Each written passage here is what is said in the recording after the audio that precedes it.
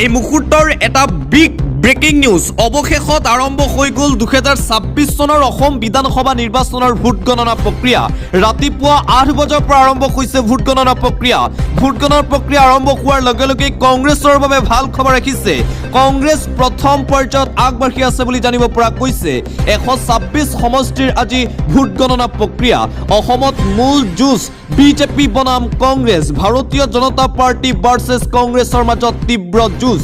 পশ্চিমবংগত বিজেপি বনাম তৃণমূল কংগ্ৰেছৰ মাজত প্ৰচণ্ড যুঁজ। তামিলনাডুত BMK বনাম TVK।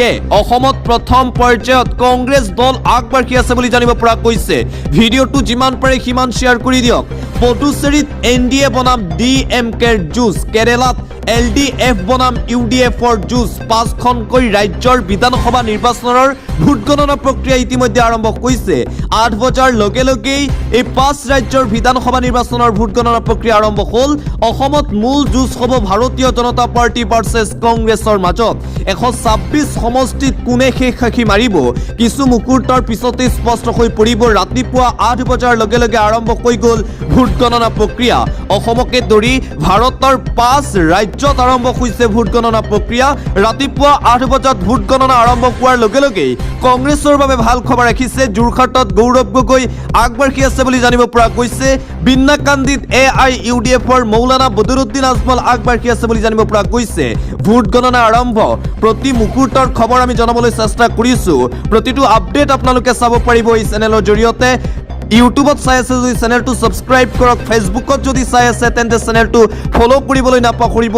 আমি প্ৰতিটো মুহূৰ্তৰ খবৰ আপোনালোকক দি আছো যে ৰাতিপুৱা 8 বজাৰ লগে লগে ভোট গণনা আৰম্ভ হৈছে। বহু প্ৰত্যাশিত সকলো জল্পনা কল্পনাৰ অন্তত অৱশেষত আজি 4 মে ৰাতিপুৱা 8 বজাৰ পৰা আৰম্ভ হ'ল ভোট গণনা প্ৰক্ৰিয়া।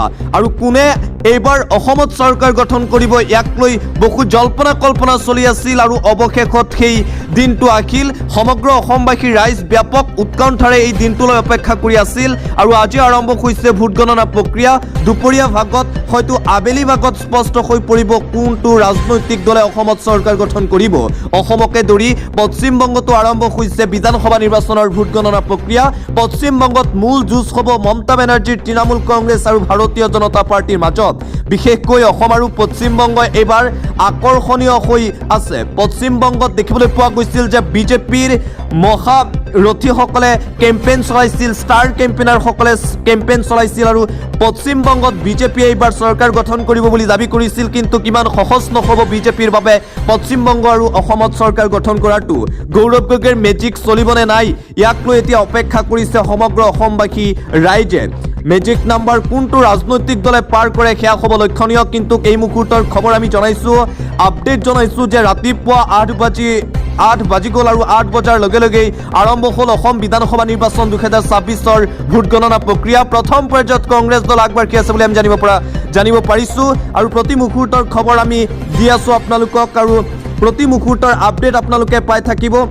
8 বজাৰ লগে লগে আৰম্ভ হৈছে ভাৰতৰ 5 ৰাজ্যৰ বিধানসভা নিৰ্বাচনৰ ফলাফল আৰু অসম, পশ্চিমবংগ, তামিলনাডু, পুডুচেৰী, কেৰালাত যিহেতু বিধানসভা নিৰ্বাচন অনুষ্ঠিত হৈছিল আৰু এই 4-5 ৰাজ্যৰ বিধানসভা নিৰ্বাচনৰ ভোট গণনা প্ৰক্ৰিয়া ইতিমধ্যে আৰম্ভ হৈছে।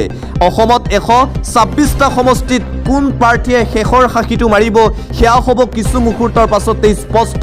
কোনটো ৰাজনৈতিক দলে অসমত চৰকাৰ গঠন কৰিব, এইবাৰ পৰিৱৰ্তন হ'বনে, বিজেপিয়ে পুনৰবাৰ চৰকাৰ গঠন কৰিব, অসমৰ নতুন মুখ্যমন্ত্ৰী গৌৰৱ গগৈ হ'ব পাৰিবনে নাই ইয়াক লৈ এতিয়াও সকলোৰে দৃষ্টি নিবদ্ধ হৈ আছে। প্ৰতি মুহূৰ্তৰ খবৰ লাভ কৰিবলৈ আমাৰ চেনেলটোৰ সৈতে আপুনি সংযুক্ত হৈ থাকক।